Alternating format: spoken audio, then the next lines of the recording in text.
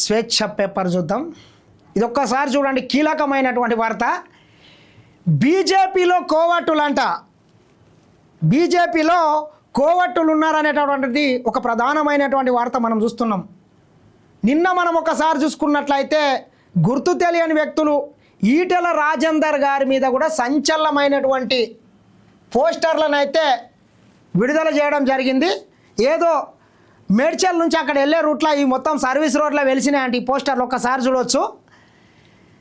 ఈటెల ఏడుపే బీజేపీకి శాపం, రాష్ట్ర అధ్యక్ష పదవి రాలేదని ఏడుపు, సీఎం అభ్యర్థిగా ప్రకటించలేదని ఏడుపు, కేంద్ర మంత్రి పదవి రాలేదని ఏడుపు, 2 చోట్ల ఎమ్మెల్యేగా పోటీ చేసే అవకాశం ఇచ్చింది బీజేపీ, ఓడిపోయిన మల్కాజిగిరి ఎంపీ టికెట్ ఇచ్చింది బీజేపీ, మోడీ గారి నాయకత్వంలో గెలిచాక కూడా నా ఇమేజ్తోనే గెలిచాను అనడం ఏ రాజకీయ నైతికత? ఈటెల రాజేందర్ అనేటటువంటి వ్యక్తి నిజంగా చెప్పాలంటే ఈ ఈటెల రాజేందర్ గారికి బీజేపీ సిద్ధాంతం సెట్ కాదు. ఆయన కొంత లెఫ్ట్ కమ్యూనిస్టు భావజాలం కలిగినటువంటి వ్యక్తి. కానీ దిక్కుతోచని స్థితిలో, తప్పని పరిస్థితుల్లో ఒక చిన్న దొంగ నుంచి తప్పించుకోవడానికి, ఆయన మీద ఆ రోజు నమోదైనటువంటి అక్రమ కేసుల నుంచి తప్పించుకోవడానికి నరేంద్ర మోడీ సంకల బీజేపీ పార్టీల ఆయన సిద్ధాంతానికి వ్యతిరేకంగా ఉన్నటువంటి పార్టీలో ఆయన నిజంగా చెప్పాలంటే ఆ రోజు జాయిన్ కావడం జరిగింది. ఆయనకున్నటువంటి అనేక బిజినెస్లు కావచ్చు, పోల్ట్రీ ఫామ్లు కావచ్చు, వాటన్నిటిని కాపాడుకోవడానికి ఆ రోజు బీజేపీ పంచానైతే చేరిండు. కానీ నిజంగా చెప్పాలంటే ఈటెల రాజేందర్ గారికి ఆ పార్టీ సెట్టే కాదు. ఆయన విద్యార్థి దశ నుంచి కూడా లెఫ్ట్ భావజాలం కలిగినటువంటి వ్యక్తి, కొంత కులాలకు మతాలకు దూరంగా ఉండి రాజకీయాలు నడిపేటటువంటి వ్యక్తి. కాబట్టి ఆయనకు నిజంగా చెప్పాలంటే సెట్ కాదు.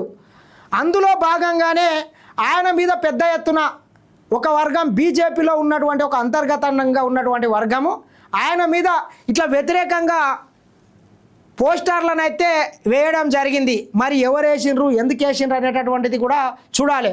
రాత్రి 12 గంటల తర్వాత చేసిండ్రంట. బీసీ నాయకులు ఎదుగుతుంటే అసహనం ఎందుకు? ఇందూరు బిడ్డ ఎంపీ అరవింద్కు రాష్ట్రంలో ఆదరణ చూసి బీసీ నాయకుడిని నేనే ప్రత్యామ్నాయం అనే భ్రమ నుంచి బయటకి రా ఈటెల. ఎవరేసింటారు? ఒకసారి లైవ్లో ఉన్నటువంటి మిత్రులు ఒకసారి కామెంట్ చేయండి. ఈటెల రాజేందర్ గారి మీద వ్యతిరేకంగా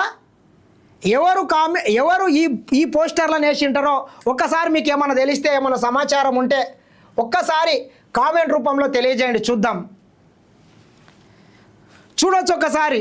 రోడ్డెక్కిన బీజేపీ పంచాయతీ, పార్టీలో ముదురుతున్న అంతర్గత పోరు, వర్గాలుగా చీలిన కమలదళం కీలక నేతలు, ఆధిపత్యం కోసం బురద జల్లే ప్రయత్నం. ఇప్పటికే నేనే పార్టీకి కాబోయే ప్రెసిడెంట్ నని ఈటెల రాజేందర్, ఒక పక్క రఘునందన్ రావు, ఒక పక్క ధర్మపురి అరవింద్, కిషన్ రెడ్డి, ఇట్లా రకరకాలుగా ఎవరికి వారే యమునా తీరే అదే విధంగా ఆ రాష్ట్రంలో సైలెంట్గా వేవ్ నడుస్తుందని మాత్రం చెప్పొచ్చు. కొంత యుద్ధ వాతావరణం నడుస్తుందని మాత్రం చెప్పొచ్చు.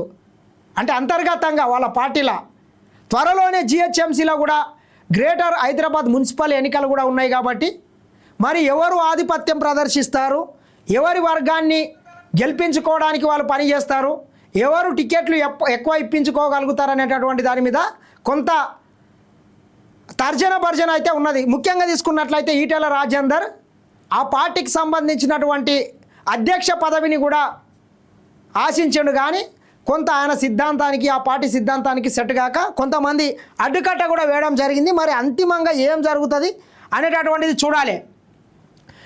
బీజేపీలో అంతర్గత పోరు నానాటికి ముదురుతోంది. ఆధిపత్య పోరులో ఒకరిపై మరొకరు పైసేయి సాధించేందుకు కొందరు నేతలు తీవ్ర ప్రయత్నాలు చేస్తున్నారు. ఈ క్రమంలోనే పార్టీ పరువు ప్రతిష్టను రోడ్డుకు ఈడుస్తున్నారనే విమర్శలు వినిపిస్తున్నాయి. ప్రత్యర్థులను అణిచివేయడమే లక్ష్యంగా దుష్ప్రచారం చేస్తున్నారని టాక్ వినిపిస్తోంది. క్రమశిక్షణకు మారుపేరుగా ఉండే బీజేపీ ట్యాగ్ లైన్కు వ్యతిరేకంగా వ్యవహరిస్తున్నారనే విమర్శలు వ్యక్తమవుతున్నాయి. కీలక నేతల మధ్య జరుగుతున్న ఆధిపత్య పోరు కారణంగా క్యాడర్ తీవ్ర ఆందోళనకు గురవుతోంది. ఇప్పుడిప్పుడే రాష్ట్రంలో పార్టీకి మైలేజ్ వస్తున్న క్రమంలో నేతల తీరు వలన నష్టం జరుగుతుందని ఆవేదన వ్యక్తం చేస్తున్నారు. ఇప్పుడిప్పుడు లేదు, ఎప్పుడెప్పుడు లేదు. ఆ పార్టీని ప్రజలు ఇంకా కొన్ని రోజులు అయితే ఇప్పటికే చాలా నమ్మిండ్రు, ఎక్కువ నమ్మిండ్రు. ఇంకా కొన్ని రోజులు అయితే దాన్ని